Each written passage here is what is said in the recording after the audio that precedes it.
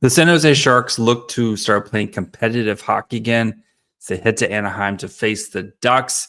Here's what you need to know.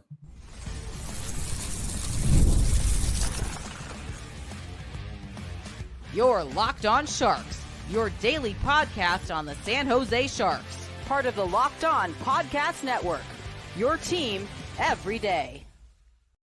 Hello, welcome to Locked On Sharks, the premier hockey podcast covering your favorite team in the Bay Area. My name is JD Young, caretaker at the Reef, also the co-host of Locked On NHL, and I want to thank you for making Locked On Sharks your first or second listen of the day. Of course, we're part of the Locked On Network. We do cover your team every day. We continue our YouTube exclusive only previews, about 8 to 10 minutes long, where we get you ready for tonight's action as the San Jose Sharks go to Anaheim to face the Ducks.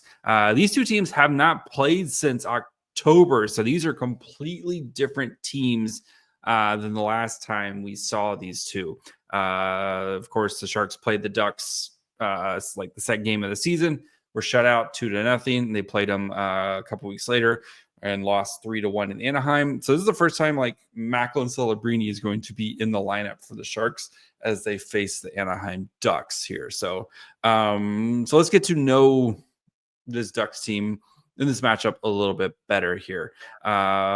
Sharks 20-44-9, the Ducks 32-33-8. So Ducks are getting close to that, like playing 500 hockey for the season, like taking a big step forward this year that I think a lot of us have been waiting for.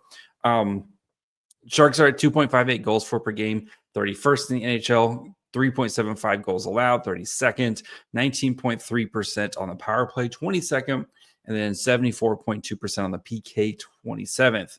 The Ducks 2.71 goals for per game, 26, 3.12 goals allowed, 21st. The power play is a putrid 12.4%, dead last. The PK is 73.8%, 28th in the NHL. So Toffoli leads the Sharks with goals, 27. Eklund leads the team in assists with 37 and points to 54. McTavish is tied. There's a three-way tie with goals at 20. McTavish, I gave him the edge because of less games played. But anyway, Troy Terry leads the team with assists in 32 and points with 51. So how these two teams match up? Both teams, again, near the bottom of the standings and rankings with a lot of this stuff, and slight edge to the Ducks as they are now kind of entering their fun, frisky phase, while the Sharks are still in their woeful stage, I guess. But the Ducks offense, like they don't generate a ton of shot attempts and expected goals for. The power play, like I mentioned, is absolutely putrid. The Sharks are a little bit better scoring, like scoring percentage wise. The Ducks also give up a ton of shot attempts. Like both these teams give up a ton of shot attempts, give up a bunch of shots. But the Ducks goaltending has been a the big advantage for them this year, with Dostal just being absolutely outstanding. So Ducks are 24th in the NHL when it comes to point percentage, 6th in the division, with, of course, the Kraken in between the Sharks and the Ducks. But you're seeing this team really start to take off, right? And this is where you kind of hope that the Sharks start to look next year, where it's starting to kind of just be more competitive night in and night out. So kind of the blueprint for the Sharks. How the Ducks line up: for Toronto, Strome and Terry at the first wing, or first line, Cutter Gauthier, Leo Carlson and Killorn on the second, Zegras, McTavish, and Colangelo on the third, Nestrenko, Lundstrom, and Harkins on the fourth line, Jackson Lacombe, who's had a breakout season for the Ducks, with Gudis, and then Minchikov and Hellison, and then Shellington and Zellweger. Shellington, what did he played with, like whatever, and then Dostal and Gibson. So what to watch for in this game, right? For the Sharks, can you get back to playing competitive hockey, right? Because they were not competitive this weekend, losing by a combined 14-2 against the LA Kings. And who else? It's this weekend was already a blur, but right, not competitive hockey for the Sharks as they got absolutely waxed this weekend. Against the Rangers and Kings, right? Both those teams, right? Playoff, either playoff team like the Kings or a team like the Rangers is a desperate team trying to get into the playoffs. Ducks, not that, right? They're definitely in the still like lottery teams.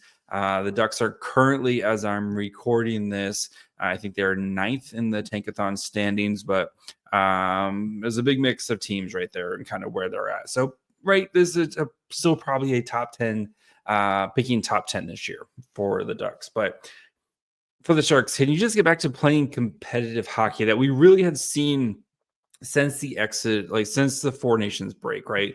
A team that had been playing much better, right? And you went out on the road, you had a great road trip where you were competitive against a lot of good teams.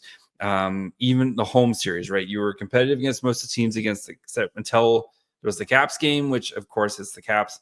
And then the game before, like this weekend, where things really fell off the rails for you as a team. So get back to competitive hockey. I know the team had the day off on Tuesday. Hopefully, maybe a nice break, a nice little reset here. Get back to being competitive hockey team on the ice.